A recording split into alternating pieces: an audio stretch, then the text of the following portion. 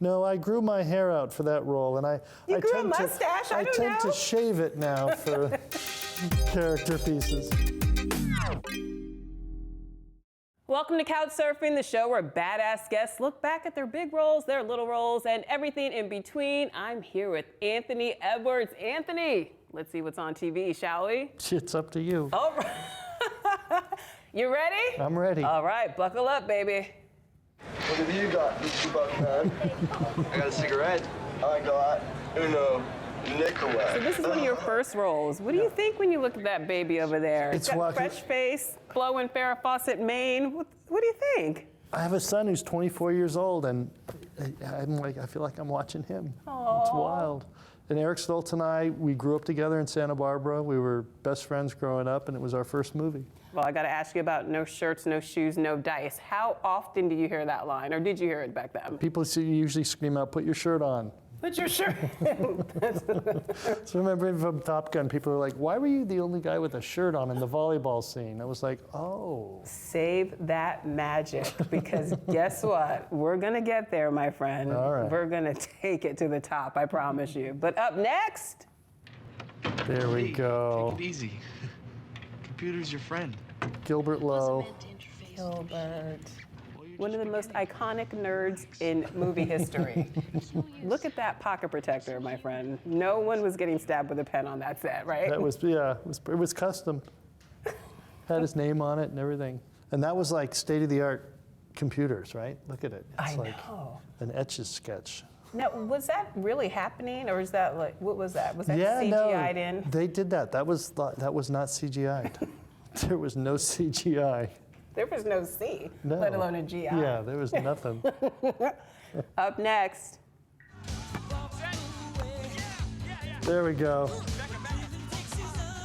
You still got your shirt on, my friend. I know, and you I- were supposed to arrive to this interview topless. I What know, happened? Right, and that was me after I'd like worked out for 3 months or whatever. Like, there's like, I had a trainer and they're like, "Yeah, you'll be wearing a shirt." At least I had the logo on it. Maybe you wanted to hide your 8-pack from all of them. You didn't want to make Val and Tom Yeah, Cruise yeah, exactly. feel Rick Rossovich, intimidated by yeah, all your brawn. Yeah, I think we're just more reflecting back to Revenge of the Nerds, really. Wait, but take me back to this moment. What was this like for all you young, virile men filming on this set? We had a good time. It was a really great summer. We had we were in San Diego for 3 months, and some of it, I can actually remember out of the alcohol blur that was actors with per diem. What was the drink of choice on the Top Gun set? I don't think I could drink tequila for about 5 years after that movie. Really? Yeah, that was, yeah. I want to talk about that mustache, man. Did you have to grow that? Was that a fake appendage that was glued onto your face daily? That's what came out of my face. Really? It was as good as I could do at 23 or 24, but. That's impressive. Yeah. The name Goose, was that always in the script? Did you know that it would become so associated, so synonymous with you?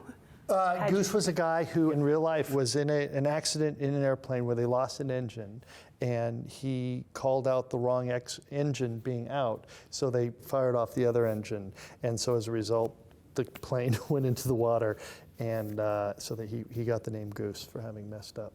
Really? Silly goose is what they was, but. All right, let's keep getting silly, shall we? Dr. Feelgood. Did you have any idea that you were walking on to this pop culture juggernaut? We were so lost at the time. We had, everything was so foreign. All the medical was really hard to learn. I had no idea what the layout was. We were lost, but we knew that we were trying to make it real. Mm-hmm. And it wasn't until we saw it cut together that we realized it was something super special. Now, I heard George Clooney's very serious on set. He's very sober. Right. Doesn't like to play any jokes. I mean, that's the best memory of ER is that we laughed so much. We really, we were always laughing. I think because the subject material was so heavy that we were always looking for ways to laugh. And it also felt like we were in a submarine because so much took place on that one set that we were always inside. And so you get a little stir crazy. And I mean, the classic was putting Vaseline on the phone, or we actually did one time fool an actress who was playing a mother, so that when she actually gave birth and we'd been bringing up this fake baby and we brought up the alien baby, I've never heard someone scream as loud as she did when this green baby.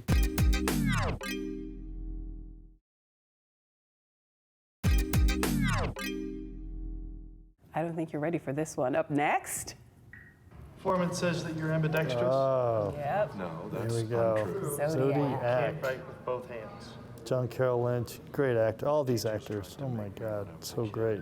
We did shoot this scene for 2 full days, and about halfway through the second day, we got the giggles so bad we had to stop for about an hour. We just could not. We just lost it. We were laughing so hard. What triggered it? I think just the repetition, and just at a certain point, you just hanging on to something that's so serious. I mean, you're talking about like interviewing a serial killer, you Right. know? And so you're maintaining this level of anxiety, and then eventually you just break and someone farted or something happened, and that was it. We were just gone. What did you learn in doing your research about this character, William Armstrong? Well, he was a guy who had a real morality to what he did, and he ultimately, you know, to his credit, he didn't participate in the movie. He was a retired officer at that point, and he never mixed up. It was never conjecture for him. It was all work for him. It was all business. But it's wild too, the time period of that, when you think about the fact that, you know, there was no like a fax machine. They didn't have anything. So there was no ability to communicate within 20 miles. So information that we take for granted now that gets exchanged just didn't happen with a wig. Was that a wig? Is that a wig? That's so sweet. I loved my hair. You loved your hair? Oh, I was so vain. I was just like, that was what it was. I was like, it was God's way of definitely saying, like, here's a little lesson for you, pal. 24 years old, you're gonna start losing it. You started losing it at 24? Yeah, right around Top Gun time. It started coming, then, yeah. What was that, ER started, tequila? but then ER took it all out. All right, you ready? All right, Let's keep surfing. where are you going? Patrick? Olivia. Patrick Griffin. I mean, Mariska Hargitay is like, what a institution. I mean, what is it, 18 years now she's been doing this show? I mean, that is unbelievable to carry a show like that. And Mariska played opposite me in ER. And so we did 6 episodes together and had always been great friends. And so yeah, last year she asked me to come and play, and I was happy to do it. And that is one happy show. You go and visit that set of SVU, and those Really? people are happy. You ended up doing the Menendez brothers episode as well. But that was close to home for me, because that was about, it dealt with molestation, which is something that hits close to me, because I was molested when I was 12 years old. And so this idea of people having had that kind of experience and what psychologically it does to them is pretty heavy. And the Menendez really, they went into that. It allows people to explore really dark subjects through this prism of entertainment, in quotes. Yeah, I mean, I think that's why we tell these stories, is so we can all learn from them and grow and laugh, and it's why we need TV and movies and theater. Speaking of theater, Speaking of, good segue, huh? Yeah, at 55 years old, I get to make my Broadway debut. okay, so at this point in your career, you can pretty much do whatever you want. Why did you say Broadway is where I want to be right now? Theater's where I started. I grew up in Santa Barbara and did tons of theater growing up, and that's what I loved. That's what I trained to do in college.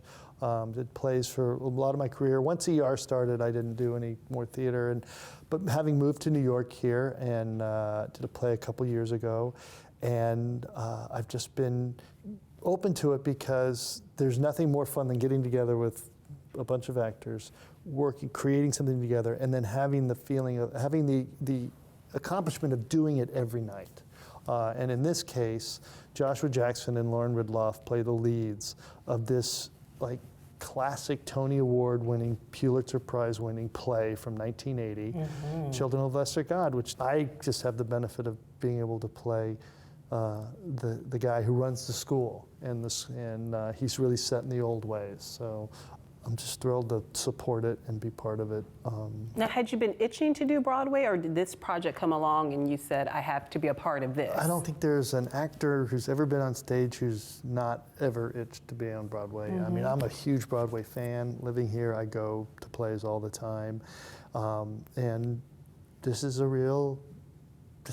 big deal for me. It's very exciting. It brings back all the fun of pretending and acting that I started when I was a kid. So 40-something years later. 40-something years later. Well, thank you for flying by. Oh, my pleasure. You can catch the revival of Children of a Lesser God at Studio 54 in New York City. See you next week on Couch Surfing. Bye.